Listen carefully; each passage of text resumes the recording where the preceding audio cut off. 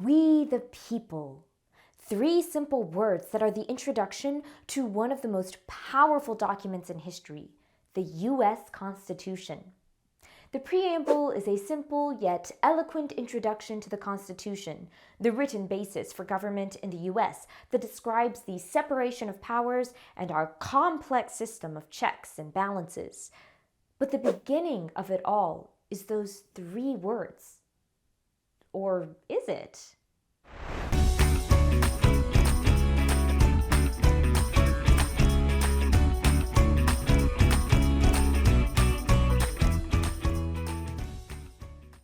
Hey citizens, Caroline here.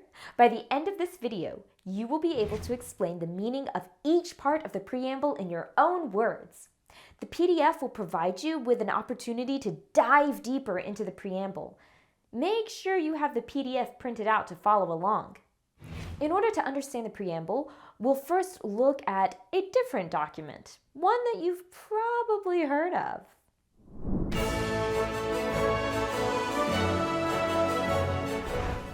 The Declaration of Independence, approved on July 4th, 1776, simultaneously ended the colony's political ties with Great Britain and created the United States of America.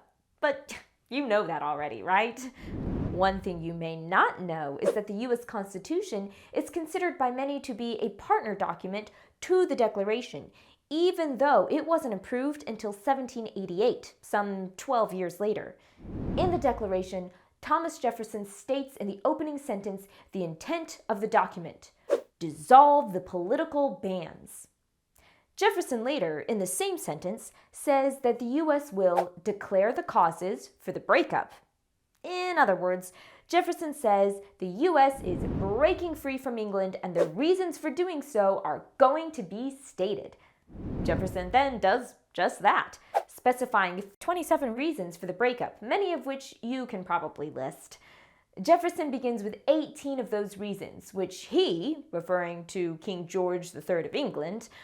The second sentence of the Declaration is one that many Americans know by heart. We hold these truths to be self-evident, that all men are created equal, that they are endowed by their Creator with certain unalienable rights, that among these are life, liberty, and the pursuit of happiness. Beautiful. But the real tie-in to the Constitution takes place in the next sentence. That to secure these rights, governments are instituted among men, deriving their just powers from the consent of the governed. Did you catch it?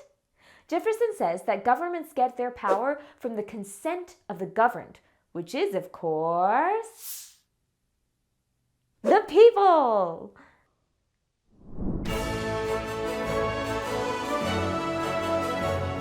Which brings us back to the first 3 words of the preamble.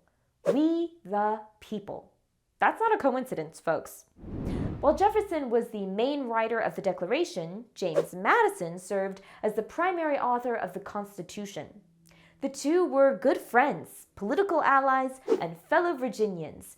In fact, Madison's Virginia home was only about 30 miles north of Jefferson's Monticello estate. Hello, hello, hello!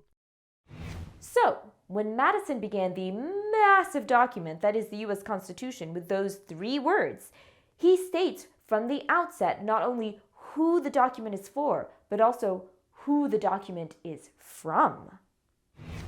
We the people of the United States.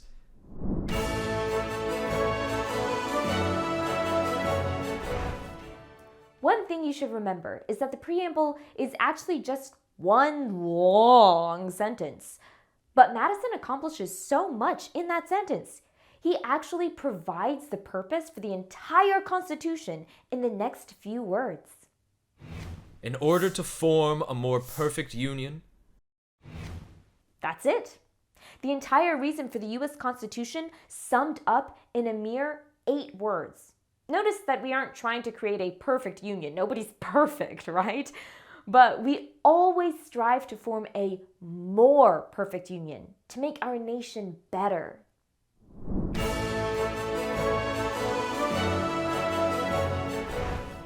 the rest of the preamble really summarizes the goals of government as identified by Madison.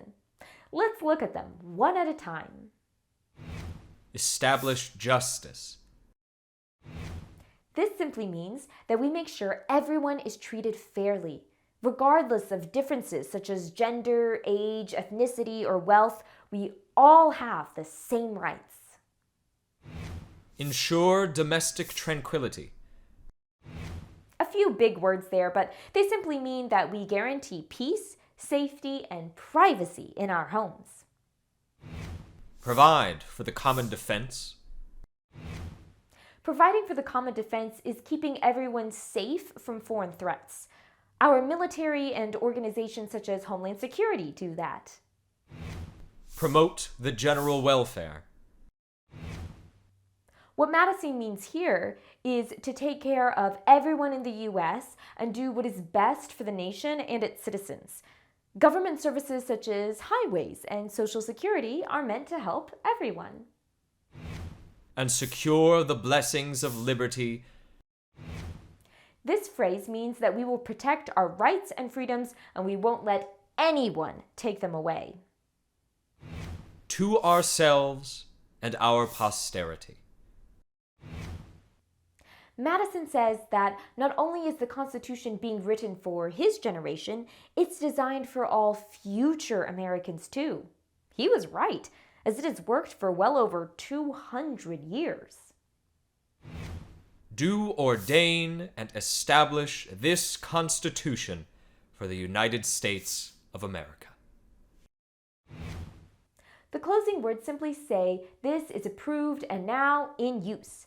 The Constitution was approved in June of 1788 and went into effect in March 1789.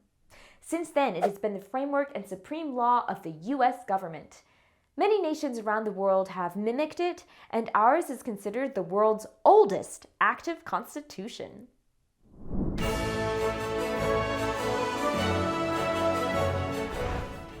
So now, after taking apart the preamble and looking at it piece by piece, we better understand what it means and how it states the purpose for the U.S. Constitution.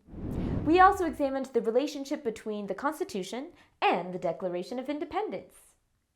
It could be said that the Declaration in 1776 told the world what we were going to do, while the Constitution later described how we were going to do it. Just think, that written model of government, still successful after so many years, begins with those 3 simple words. We, the people of the United States, in order to form a more perfect union, establish justice, ensure domestic tranquility, provide for the common defense, promote the general welfare, and secure the blessings of liberty to ourselves and our posterity. Do ordain and establish this Constitution for the United States of America. Until next time, citizens, vote, debate, and participate. Hey, hey.